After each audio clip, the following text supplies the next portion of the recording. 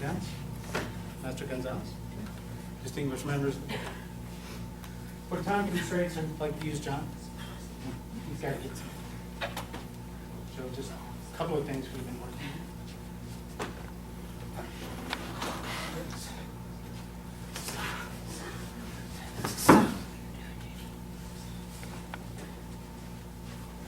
Okay.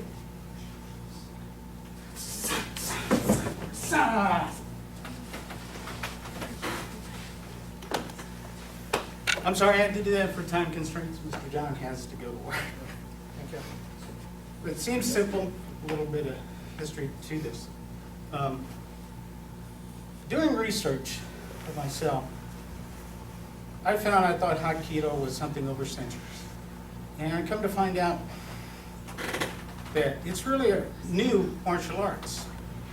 It really began in the 20th century, right after World War II. There was a man, his name was Takeda Sukaku. He was Korean, and he was the 35th descendant of a famous warrior of the Hwa rank. He had many students, but he had two main students. One was a Choi, Master Choi. Another one was Yeshiva. Choi was Korean. His beginning is a little bit controversial because there are no records of him being an official student of Master Takeda. Mr. Yeshubi was Japanese. He founded Aikido. Now, you get this a lot where is Hapkido like Aikido? Yes and no.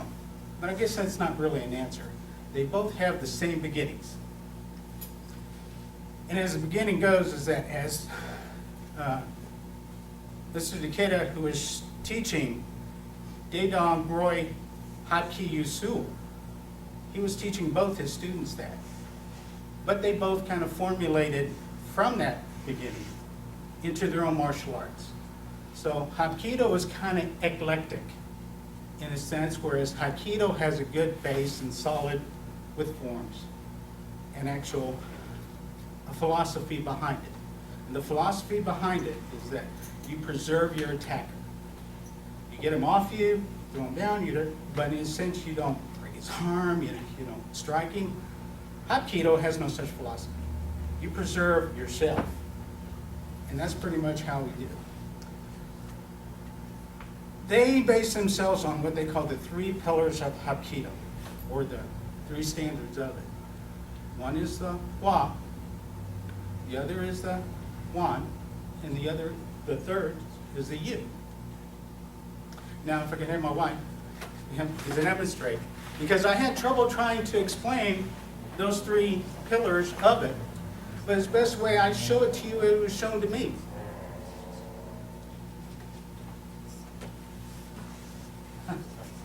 Now, to show it in the best way sense on how to do this, or to understand the 3 pillars, is that get out all night drinking. Ollie's been cooking up dinner with their carving knife, and I decided not to come home. I just decided to go drinking out with the boys, and I come home 1 o'clock in the morning, and of course something snaps in her.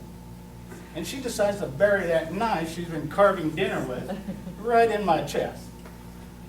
So, as she does it, if I'm not in the Hwa of it, which really the Hwa means is that you have to be in sync with your opponent, in sync with life. And if you look at it, that's pretty much the way it is. When a flock of birds fly, when the lead turns, they all turn. And fish do the same thing.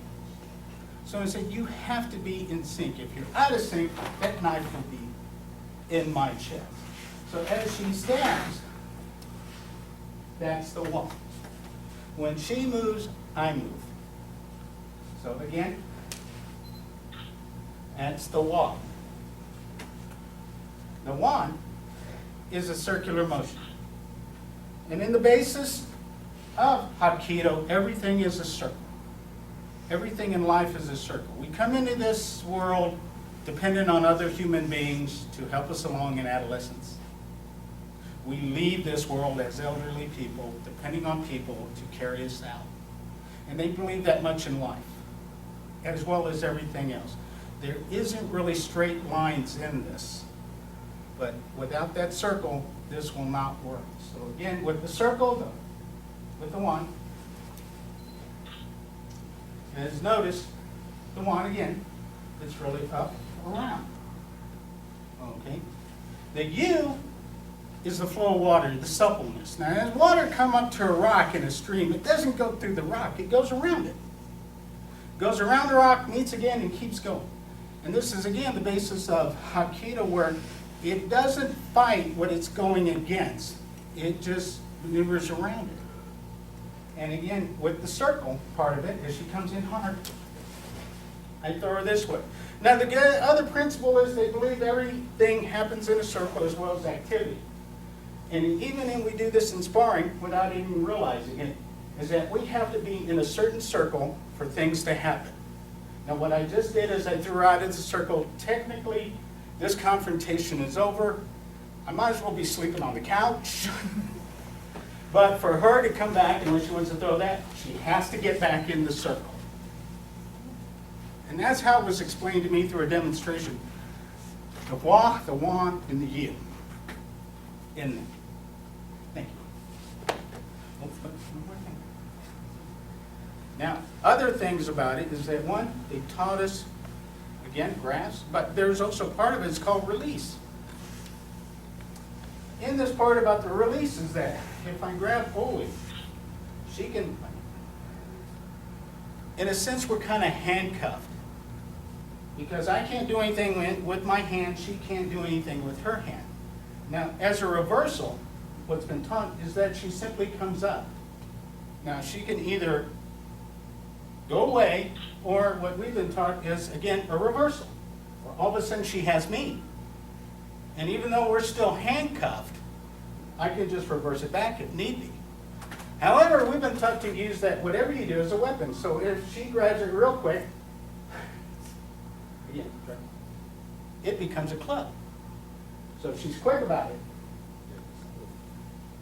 she can strike me as hard as I can if I'm not prepared. So as we're taught releases, it's very important is that you have to break it, break the hold first and do what you need to in a certain set, but it must be quick. Part of, again, the harmony of what we do.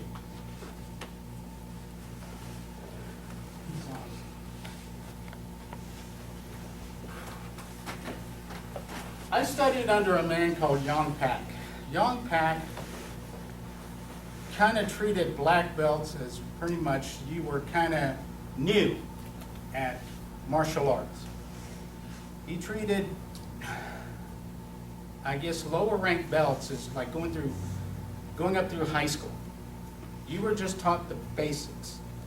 He didn't understand how other schools at the time in Kansas City, they had like green belt programs, blue belt programs, and brown belt programs. He didn't understand that. It was not like completing anything. So he never offered that. He only took students that you were not going to complete this, you were wasting his time.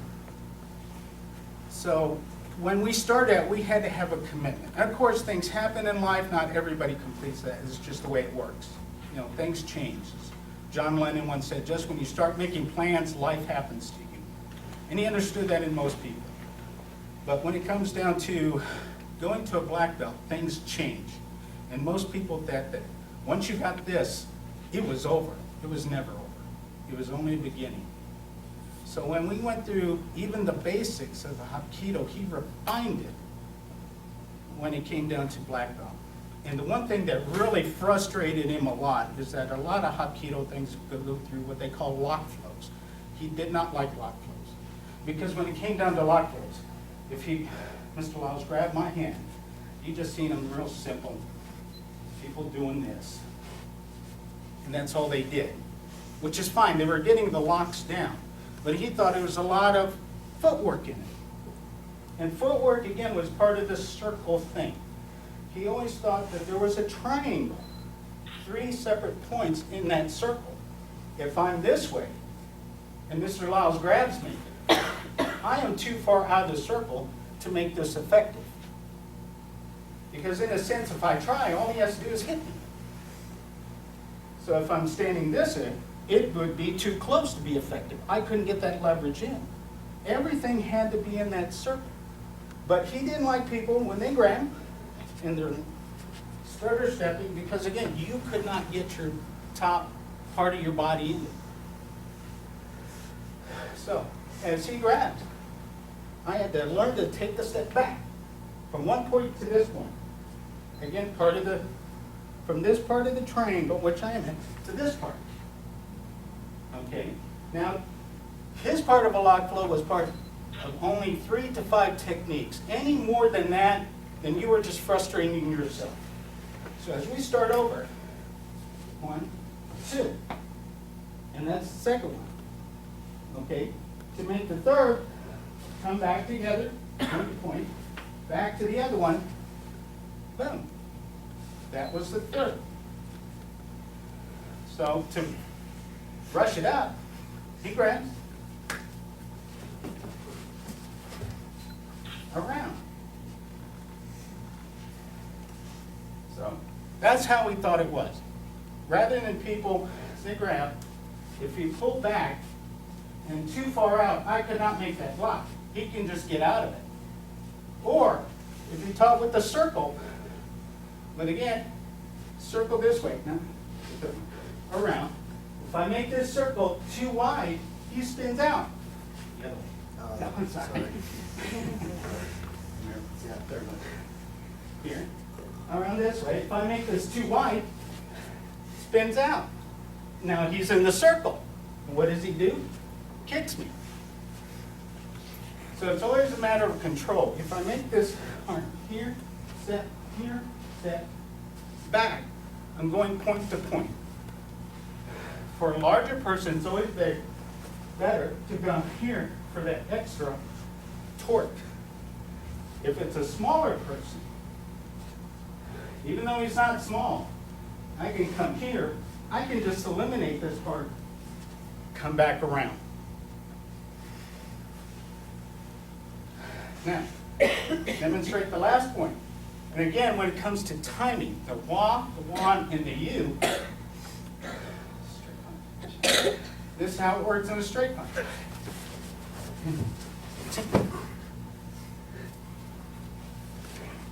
And if you notice, only 3 steps, forward, back. Haymaker is just real simple. Real simple. And that was really a strike. Now, Aikido, there wouldn't be a strike. It would just be a clothesline move. But as he's down, there would be a strike because he's still in the circle. Thanks. Thank you. Thank you, ladies and gentlemen. That pretty much concludes my demonstration. Thank you, Mr. Morales. Very well done.